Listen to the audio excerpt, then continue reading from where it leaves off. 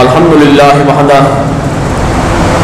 والسلام علی من لا نبی بعدہ قال اللہ تعالی فی القرآن المجید والفرقان الحمید۔ اللہ رب العزت اپنی لارت کتاب قرآن مجید فرقان حمید میں ارشاد فرماتا ہے وَلَقَدْ يَسَّرْنَا الْقُرْآنَ لِلذِّكْرِ فَهَلْ مِن مُدَّكِرٍ۔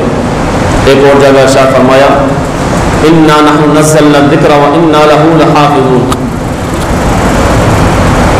رب کعبہ نے اللہ رب العزت نے قرآن کریم محبوب کریم صلی اللہ تعالی علیہ وسلم پر وقتاً فوقتاً نازل فرمایا۔ یہ نازل فرمانے کا کتنا عرصہ تھا؟ روایت میں آتا ہے کہ 23 سال کے عرصے میں اللہ رب العزت نے نازل فرمایا قرآن کریم۔ 23 سال کے عرصے میں وقتاً فوقتاً جتنی ضرورت پڑتی رہی اللہ رب العزت قرآن کریم فرقان حمید اپنے محبوب صلی اللہ تعالی علیہ وسلم پر تھوڑا تھوڑا نازل فرماتے رہے، اس لیے کہ سامنے جو لوگ تھے وہ ماننے والے بھی تھے اور انکار کرنے والے بھی تھے۔ جو ماننے والے تھے وہ تو سر جھکا لیتے تھے، لیکن جو انکار کرنے والے تھے ان کے لیے آیتیں نازل ہوتی تھی۔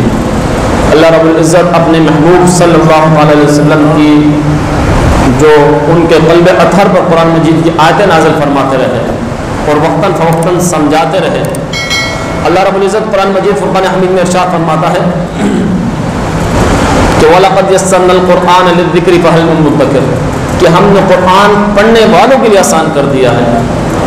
جو پڑھنے والے ہیں قرآن کو، جو سمجھنے والے ہیں، جو قرآن سے لگن رکھنے والے ہیں، اللہ فرماتا ہے وَلَقَدْ يَسَّرْنَا الْقُرْآنَ لِلذِّكْرِ فَهَلْ مِن مُدَّكِرٍ، کہ ہم نے ان کے لیے قرآن آسان کر دیا ہے۔ یہ اللہ رب العزت کا کرم ہے کہ 30 پارے۔ وہ شاعر کہتا ہے کہ کیوں نہ ہو اسلام، کیوں نہ ہو ممتاز اسلام دنیا بھر کے دینوں میں، وہاں مذہب کتابوں میں ہے، یہاں قرآن سینوں میں۔ یہاں قرآن سینوں میں آ جاتا ہے۔ سینہ کیا ہے؟ اتنا سا دل ہے، اتنے سے دل میں اللہ رب العزت پورا قرآن کریم فرقان حمید اس کے بٹھا دیتا ہے، دل و دماغ میں نشین ہو جاتا ہے، ذہن نشین ہو جاتا ہے۔ وہ جب پڑھتا رہتا ہے تو اللہ رب العزت کی اتنی رحمت و کرم ہوتا ہے کہ وہ پارہ کا پارہ دو پارے پڑھ لیتا ہے۔ ورنہ کوئی بھی آپ کتاب دیکھ لیں، کوئی بھی آپ دنیاوی جو ہے وہ کتاب اٹھا کر دیکھ لیں، کسی کتاب کو اگر آپ یاد کرنے کی کوشش کریں تو آپ کو اس طرح یاد نہیں ہوگی جس طرح قرآن کریم فرقان حمید حافظ کو یاد ہو جاتا ہے۔ اللہ فرماتا ہے وَلَقَدْ يَسَّرْنَا الْقُرْآنَ لِلذِّكْرِ فَهَلْ مِن مُدَّكِرٍ، اور تحقیق ہم نے آسان کر دیا ہے قرآن کو پڑھنے والوں کے لیے۔ اب یہاں قرآن کریم فرقان حمید کی جو یہ شان بیان کیے ہے، واضح فرما دیا ہے کہ پڑھنے والے بنو، تم نہیں پڑھو گے تو تمہیں آئے گا کیسے؟ قرآن کریم فرقان حمید نہیں کھولو گے تو تمہیں پتہ کیسے چلے گا کہ قرآن قاعدہ کیا ہے، قرآن کا حکم کیا ہے، قرآن کا ممنوع کیا ہے، قرآن کس بات کی اجازت دیتا ہے، کس بات سے منع کرتا ہے، قرآن ہے کیا۔ قرآن کو سمجھنے کی ضرورت ہر مسلمان مرد و عورت کو ہے۔ قرآن کریم فرقان حمید کو ہر مسلمان مرد و عورت کو سمجھنے کی ضرورت ہے۔ وجہ کیا ہے کہ قرآن کے مطابق جب انسان اپنی زندگی گزارے گا تو اس کی زندگی ہر دلدل سے، ہر برائی سے پاک ہو جائے گی، ہر برائی سے پاک ہو جائے گی۔ وہ 5 گانا نماز پڑھے گا، قرآن کریم فرقان حمید میں بار بار جگہ تذکرہ ہوتا ہے وَأَقِيمُوا الصَّلَاةَ وَأَقِيمُوا الصَّلَاةَ وَأَقِيمُوا الصَّلَاةَ، وہ زکوٰۃ ادا کرے گا، زکوٰۃ کا تذکرہ ہوتا ہے۔ قرآن کریم فرقان حمید میں ہر نیک کام کا جو حکم ہے اس کا تذکرہ ہوتا ہے۔ مساکین کو دیا کرو۔ قرآن کریم فرقان حمید کے بارے میں حضرت علی کرم اللہ تعالی وجہہ الکریم کیا فرماتے ہیں؟ کہتے ہیں اللہ کی عزت و جلال کی قسم، اگر میں چاہوں سورہ فاتحہ کی تفسیر لکھنے بیٹھوں تو وہ سورہ فاتحہ جس کی تقریباً 7 آیت ہیں، ٹوٹلی 7 آیت ہیں، فرماتے ہیں اگر میں سورہ فاتحہ کی تفسیر لکھنے بیٹھوں تو تفسیر اس قدر کثیر، مطلب اس قدر زیادہ لکھوں کہ 200 اونٹ اس تفسیر کو نہ اٹھا سکیں۔ قرآن ایک سمندر ہے، قرآن اتنا گہرا سمندر ہے جس کو انسان جتنا سمجھا جائے گا، جتنا سمجھتا جائے گا اتنے اس کے دل و دماغ روشن ہوتے جائیں گے۔ اور قرآن کی قدر و قیمت کیا ہے، قرآن کی قدر و منزلت کیا ہے، قرآن کی اہمیت کیا ہے، اللہ رب العزت فرماتا ہے لو انزلنا هذا القرآن على جبل لرأيته خاشعا متصدعا من خشية الله۔ اللہ کیا فرماتا ہے؟ اللہ فرماتا ہے تمہارے دلوں میں تو ہم نے قرآن اتار دیا ہے، تمہارے دلوں میں قرآن آسان ہو گیا ہے، تمہارے دلوں میں سہل پیدا ہو گئی ہے، تمہارے لیے آسانیاں ہو گئی ہیں، یہ اللہ کیا فرماتا ہے، لو انزلنا هذا القرآن، اگر یہ قرآن ہم نازل کر دیتے، علی جبل لرأیتہ، وہ پہاڑ جنہیں دیکھتے ہوئے تم دیکھتے ہو تو ان کی چوٹیاں نظر نہیں آتی. جزاک اللہ، سب کہیں سبحان اللہ. وہ پہاڑ جن کی چوٹیاں نظر نہیں آتی، وہ پہاڑ جن کی چوٹیاں بادلوں میں چھپی ہوتی ہیں، اتنے بلند ترین پہاڑ جو ہیں، اللہ فرماتا ہے کہ لو انزلنا هذا القرآن على جبل لرأیتہ، اگر یہ قرآن ہم پہاڑ پر نازل کرتے تو پہاڑ ریزہ ریزہ ہو جاتا. کیا اس قرآن کی قدر و منزلت ہے، کتنی قیمت ہے اس قرآن کی. اللہ کی عزت کی قسم، جو قرآن کریم کے دامن سے وابستہ ہو جاتا ہے نا، دنیا جہاں اس کے قدموں میں آ جاتی ہے، دنیا جہاں کی نعمتوں سے مل جاتی ہے، اسے ہر شے مل جاتی ہے. کیوں؟ کیونکہ اللہ تعالیٰ کا قرب حاصل ہو جاتا ہے اسے. اتنا قرآن کریم فرقان حمید سے محبت جو بھی کرتا ہے یہ اس کے دنیا و آخرت ہے. یہ بات یاد رکھیے گا. حدیث بعد میں آتا ہے جب بندہ مومن مرتا ہے، بندہ مومن جب مرتا ہے، ایک صورت کی بات میں کرتا ہوں، بندہ مومن مرتا ہے تو فرشتے آ کر اٹھاتے ہیں، سوال کرنے لگتے ہیں. اتنے میں ایک شخص جو ہے سفید پوش آ جاتا ہے، اسے بندہ مومن کو کہتا ہے تو تسلی سے لیٹ جا، تیرے ہر سوال کا جواب میں دے دوں گا، ان فرشتوں کے سوالوں کا جواب میں دوں گا. جب یہ معاملہ ہوتا ہے، جب وہ سفید پوش جو ہے وہ سوال کا جواب دے کر جانے لگتا ہے، اس سے کہتا ہے تو سو جا، تو آرام کر. تو بندہ مومن اسے روک کے کہتا ہے تو ہے کون، تو نے میری سفارش کی ہے، تو میری طرفداری کی ہے، تو نے مجھے اس جو ہے اندھیری قبر سے بچایا ہے، تو ہے کون؟ وہ سفید پوش کہتا ہے کہ میں قرآن ہوں جسے تو پڑھا کرتا تھا. ایک روایت میں آتا ہے کہ میں قرآن ہوں، ایک روایت میں آتا ہے کہ میں سورہ ملک ہوں جسے تو رات کو پڑھا کرتا تھا. یہ قرآن ہے دوستوں. یہ قرآن سے جو بھی لو لگاتا ہے، جو بھی محبت کرتا ہے، اس کے دونوں جہاں آباد ہیں، دونوں جہاں روشن ہیں. میرے نبی کریم صلی اللہ علیہ وسلم ارشاد فرماتے ہیں کہ قرآن کریم پڑھنے میں، ایک حرف پڑھنے میں 10 نیکیاں ہیں. تو صحابہ رسول نے عرض کیا یا رسول اللہ کیسے؟ فرمایا الف لام میم. میں یہ نہیں کہتا کہ الف لام میم ایک حرف ہے، فرمایا الف الگ حرف ہے، لام الگ حرف ہے، میم الگ حرف ہے. یہ ان صرف الف لام میم کو پڑھنے میں 30 نیکیاں ہیں. آج ہمیں قدم قدم پہ نیکیاں ملتی ہیں، آج قدم قدم پہ نیکیاں ملتی ہیں، تو آج ہمیں اس کی پرواہ نہیں نا. کل میدان محشر ہوگا، میں بتاتا ہوں نیکی کی اہمیت کیا ہے، میں یہ بھی بتاتا ہوں. کل میدان محشر ہوگا، میدان سجا ہوا ہوگا، ہر بندہ کہہ رہا ہوگا ربی نفسی ربی نفسی. ایک بندے کے نامہ اعمال تولے جائیں گے. جب نامہ اعمال تولے جائیں گے تو نیکیوں کے پڑھنے میں ایک نیکی کم پڑ جائے گی، نیکیوں کے پڑھنے میں ایک نیکی کم پڑ جائے گی. اللہ تعالیٰ فرمائے گا کہ جا نیکی لے کر آ. وہ آئے گا اپنی ماں کے پاس، میری ماں تو میری خیر خواہ ہے، ہم وقت تو نے میرا خیال رکھا ہے، آج تو مجھے ایک نیکی دے دے. ماں کہے گی نہیں، آج میں اپنے آپ کو بچا لوں، بڑی بات ہے. باپ کے پاس آئے گا، اے باپ تو نے پسینہ پایا ہے، خون پسینہ بہا کر جو ہے تو نے مجھے کھلایا پلایا بڑا کیا، اس قابل بنایا، آج تو مجھے ایک نیکی دے دے میدان محشر میں. کہے گا نہیں نہیں، آج نہیں، آج نہیں. ربی نفسی، ہر جان کہتی ہوگی ربی نفسی، آج نہیں.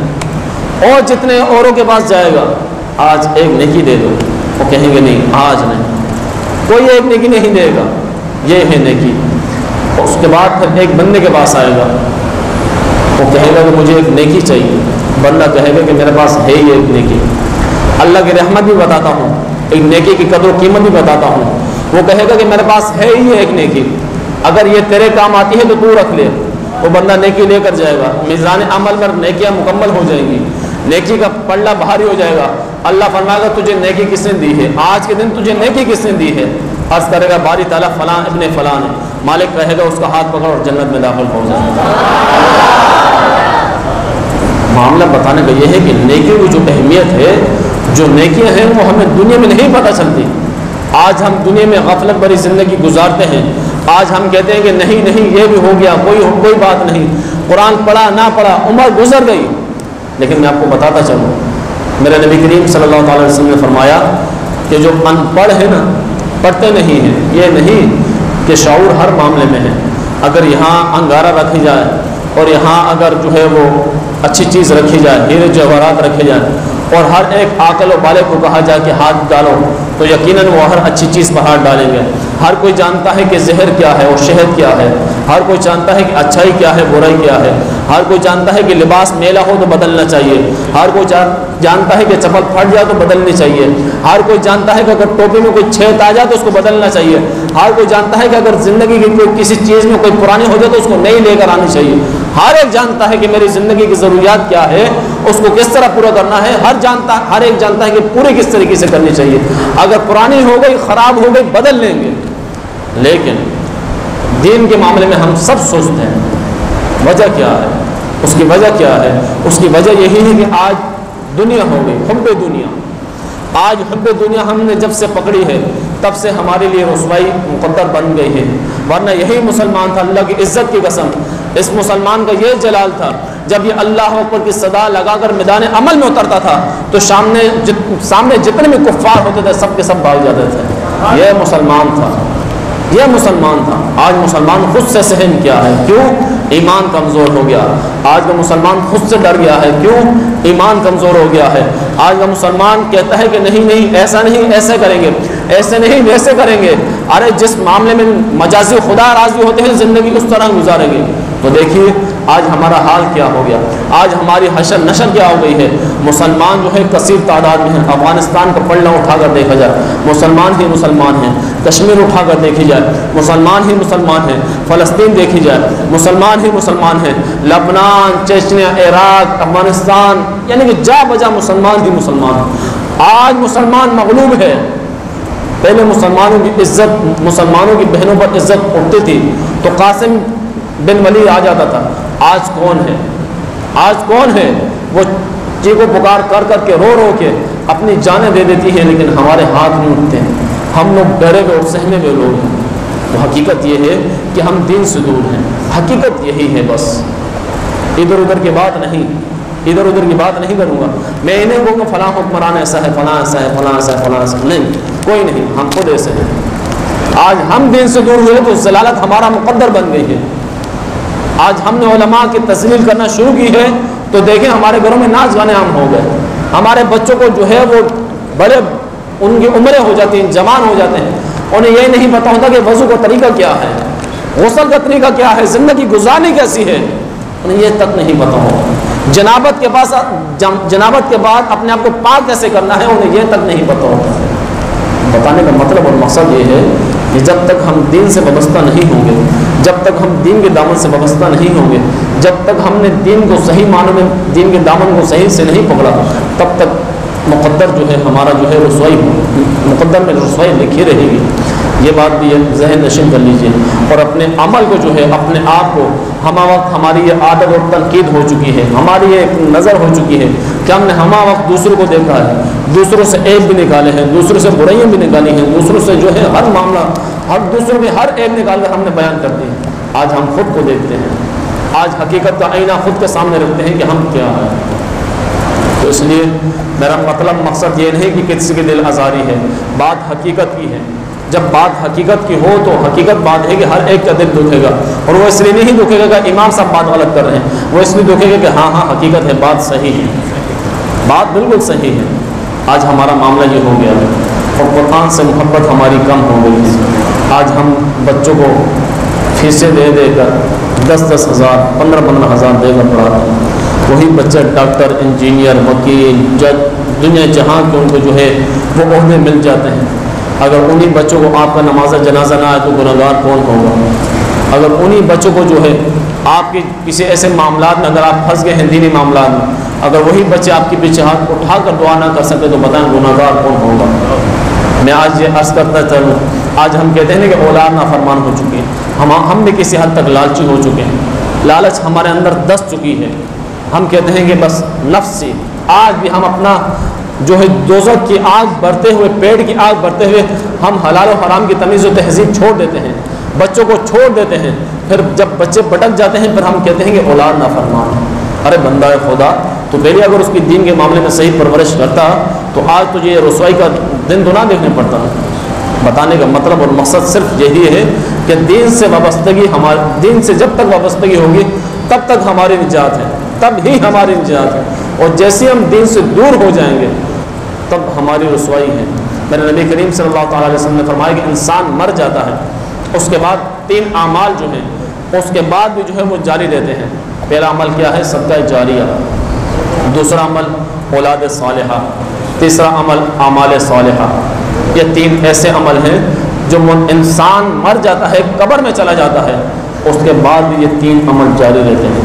اور ان 3 عمل میں سب سے بڑی بات جو ہے فرمائی ہے اولاد صالحہ، اور اس کی وجہ یہ ہے کہ حضرت عیسیٰ علیہ السلام ایک قبر سے گزرے تو آپ نے دیکھا کہ قبر میں آگ لگی ہے اور مردوں کو سخت عذاب ہو رہا ہے، آپ گزر گئے، جب دوبارہ آتے ہیں تو وہی جو قبر والا ہے وہ ہریالی بریالی مطلب جو قبر تھی وہ جنت بنی ہے، وہ جنت کی کیاری میں ٹھہر رہا ہے، اپنے آپ کو ٹہل رہا ہے، یا اللہ ماجرا کیا ہے، بالکل خشاش بشاش خوش ہے، یا اللہ ماجرا کیا ہے۔ ابھی اس پر عذاب ہو رہا تھا اور ابھی اس پر رحمت برسنے شروع ہو گئی، معاملہ ماجرا سمجھ میں نہیں آیا۔ اللہ رب العزت کی ندا آئی، اے عیسیٰ بات یہ ہے کہ یہ بڑا ہی گناہ گار تھا، اس کے گناہ حد سے زیادہ تھا، تو اس کے گناہوں کی سزا مل رہی تھی، لیکن اس کا بیٹا جو تھا وہ بیٹا جب اس کے بعد پیدا ہوتا ہے اور اس نے مجھے بسم اللہ الرحمن الرحیم میرا نام لے کر پکارا ہے، اب میری ذات یہ گوارہ نہیں کرتی کہ میں اسے آزاد بتانے کا مطلب اور مقصد یہ ہے جب اولاد پیچھے نہ ہو، نیک اور ہاتھ اٹھا کے دعا نہ کریں، ایسے پھر والدین کس کام کے، جو اپنی اس اولاد کے لیے تربیت بھی کریں، اپنے اس اولاد کی جو ہے وہ خون پسینے بھی ایک کریں، اپنے اس اولاد کے لیے دن سے لے کر رات تک اور رات سے لے کر صبح تک کمائیں بھی، اور ان کی تربیت دین کے معاملے میں درست نہ کر سکے تو پھر وہ والدین کس کام کے۔ کہ آپ یہ بھی بات یاد رکھیے گا، اگر آپ چاہتے ہیں کہ آپ قدم رکھیں اور اولاد سر رکھے، آپ چاہتے ہیں کہ آپ چارپائی پہ بیٹھیں اور اولاد آپ کے قدم چومیں، اللہ کی عزت کی قسم انہیں قرآن سے وابستہ کر دیں، آپ کی دین و دنیا آپ کی اولاد سنوار دے گی۔ اللہ تعالیٰ سے دعا ہے کہ اللہ تعالیٰ ہم تمام کو ان تمام باتوں پر عمل پیرا ہونے کی توفیق عطا فرمائے، اور اللہ تعالیٰ ہمیں دین سے جڑے رہتے ہوئے زندگی بسر کرنے کی توفیق عطا فرمائے۔ وما توفیقی الا باللہ۔